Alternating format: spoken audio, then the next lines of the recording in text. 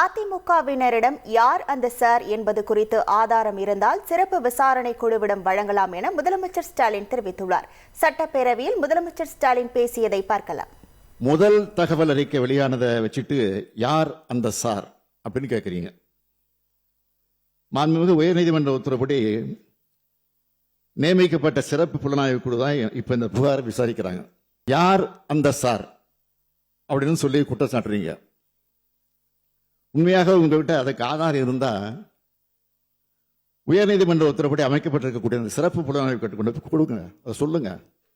மனசாட்சி இல்லாம பெண்களின் பாதுகாவலர்கள் மாதிரி பேசுறவங்க கடந்த அதிமுக ஆட்சியில் பொள்ளாட்சியில் என்ன நடந்ததுன்னு கொஞ்சம் நினைச்சு பாருங்க. அன்றைய அதிமுக ஆட்சி எந்த நடவடிக்கை எடுக்கல. சிபிஐ கிட்ட இந்த வழக்கு போன பிறகுதான் உண்மையெல்லாம் வெளிச்சத்துக்கு வந்துச்சு. இதுதான் அன்றைய முதல்வர் சார் ஆட்சியில சட்டம் ஒழுங்கு லட்சணம். விசாரணையில தெருவுக்கு 4 பெயிண்ட் கடை இருந்தாலும் கூட்டம் மட்டும் குறையவே குறையாது. இங்க ஒருத்தர் பெயிண்ட் கடை நடத்தி மாசத்துக்கு 10 லட்சம் ரூபாய் சம்பாதிக்கிறார். ஃப்ரீடம் ஆப்பை டவுன்லோட் பண்ணி கத்துக்கோங்க. பொள்ளாச்சி சம்பவம் முழுவதுமே அதிமுக பிரமுகர் நடக்கிறாங்கன்னு தெளிவா சொல்லிட்டாங்க.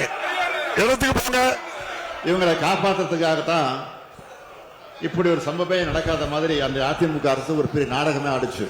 இது போல 100 சார் கேள்விகளை அதிமுக பார்த்து என்னால கேட்க முடியும். இப்படி பெண்களுக்கு எதிரான ஆட்சி நடத்திய சாருங்கள்லாம் இப்ப பேட்ஜ் அணிஞ்சிட்டு வந்து உட்கார்றாங்க.